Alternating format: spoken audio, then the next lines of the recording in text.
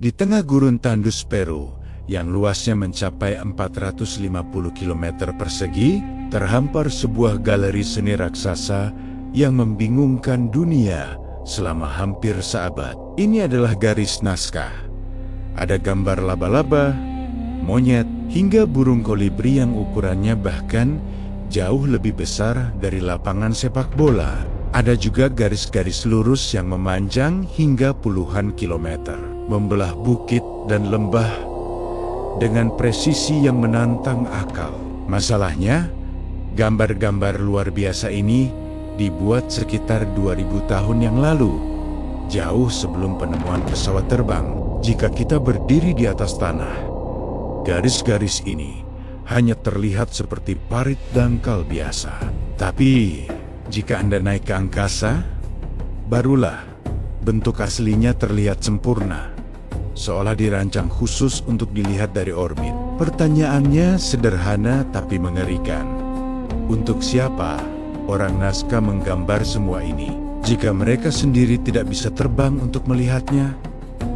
Apakah ini untuk Tuhan? Atau mungkinkah ini adalah landasan pacu untuk tamu dari bintang-bintang? Mari kita bedah kontradiksi yang telah memecah belah sejarawan, arkeolog, dan para penggemar konspirasi. Pada tahun 1968, misteri Nazca meledak di seluruh dunia berkat buku kontroversial berjudul Asterisks Chariots of the Gods, karya Erich von Däniken. Ia mengklaim bahwa peradaban kuno seperti Nazca tidak mungkin membangun mahakarya arsitektur atau seni semacam ini tanpa bantuan teknologi asing.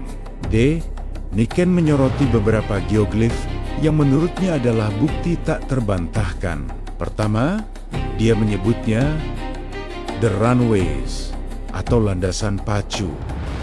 Di Nazca bukan hanya gambar hewan yang ada, tetapi juga area trapesium raksasa yang permukaannya dipotong rata, seolah-olah dipersiapkan. Däniken berargumen, bentuk ini sangat mirip dengan landasan pacu bandara modern. Logikanya, pesawat alien butuh tempat mendarat yang datar, luas, dan terlihat jelas dari luar angkasa. Kedua, ada geoglif yang paling aneh yang sering disebut The Giant atau The Astronaut. Gambarnya menyerupai sosok humanoid dengan kepala bulat besar dan mata besar, seperti sedang mengenakan helm ruang angkasa, sambil melambaikan tangan ke langit. Untuk para penganut teori astronot kuno, ini adalah potret dewa yang turun dari langit, atau mungkin gambaran alien itu sendiri. Terakhir, mereka mempertanyakan teknologi. Bagaimana mungkin sebuah peradaban tanpa drone, GPS, atau pemandu udara bisa membuat garis lurus sempurna sepanjang 8 km yang bahkan sanggup melewati bukit dan lembah terjal? Jawabannya, bagi mereka, hanya satu. Mereka dibantu teknologi asing yang jauh lebih maju. Namun, arkeologi menawarkan penjelasan yang jauh lebih membumi. Meskipun tidak mengurangi keajaiban Nazca, penjelasan ini sebagian besar berkat kerja keras peneliti legendaris Maria Ricci yang mendedikasikan hidupnya untuk melestarikan dan memahami garis-garis ini. Fakta pertama, Nazca adalah salah satu tempat terkering di bumi. Bagi peradaban Nazca kuno, air adalah segalanya. Para arkeolog menemukan bahwa banyak dari garis-garis ini sejajar dengan aliran air bawah tanah, atau yang dikenal sebagai akufer. Garis-garis tersebut, mereka menyimpulkan, bukanlah untuk dilihat, melainkan untuk dijalani. Mereka adalah jalur prosesi upacara sakral yang bertujuan memohon hujan kepada dewa gunung.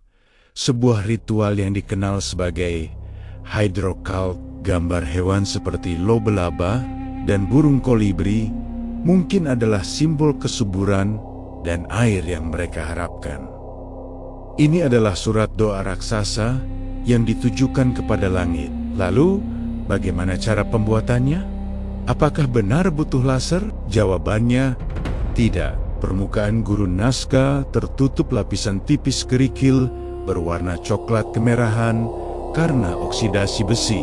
Tepat di bawah lapisan itu, tersembunyi tanah kapur berwarna putih. Orang naskah hanya perlu menyingkirkan kerikil coklat yang lebih gelap itu ke pinggir, dan secara instan, garis putih yang kontras tercipta. Karena lingkungan gurun yang sangat stabil nyaris tanpa hujan dan angin kencang garis-garis ini bisa awet selama ribuan tahun. Untuk membuat garis lurus, tidak dibutuhkan teknologi alien. Eksperimen modern menunjukkan bahwa mereka hanya memerlukan 2 tongkat kayu sebagai penanda dan tali panjang. Dengan teknik sederhana, memancang tali dan mengikuti panduan di depannya, sekelompok kecil orang naskah terbukti bisa menciptakan gambar raksasa yang kompleks dalam beberapa minggu saja. Ini adalah bukti genius teknik kuno. Terakhir, tentang bagaimana mereka melihat hasilnya. Mitos bahwa garis naskah hanya bisa dilihat dari pesawat juga dipatahkan. Banyak gambar hewan, terutama yang artistik, sebenarnya terletak di lereng bukit atau di dataran rendah yang dikelilingi oleh bukit. Para pendeta naskah bisa memanjat bukit di sekitarnya untuk memverifikasi dan mengagumi karya mereka tanpa perlu bantuan penerbangan. Dan trapesium, landasan pacu yang sering disebut-sebut, jika pesawat alien benar-benar mendarat di sana, rodanya akan ambles. Tanah di area tersebut lunak dan penuh pasir, tidak dipadatkan untuk menahan beban mesin berat. Bentuk trapesium itu diperkirakan adalah lokasi pertemuan atau tempat berkumpulnya prosesi ritual. Pada akhirnya misteri garis naskah mungkin bukan tentang peta rahasia untuk alien, melainkan tentang keputusasaan dan harapan sebuah bangsa. Bayangkan keputusasaan sebuah peradaban yang berjuang hidup di gurun yang tak kenal ampun. Mereka menggambar sebesar mungkin di tanah, bukan untuk dilihat oleh mata manusia, tetapi berharap dewa di langit bisa melihat penderitaan mereka dan menurunkan hujan. Ironisnya, doa mereka begitu besar dan abadi. Kitalah manusia modern dengan pesawat terbang yang akhirnya menjawab panggilan visual mereka ribuan tahun kemudian. Bukan dewa dan bukan pula alien. Naskah Lines adalah pengingat betapa gigihnya peradaban kuno dalam mencari makna di tengah kondisi alam yang paling ekstrem.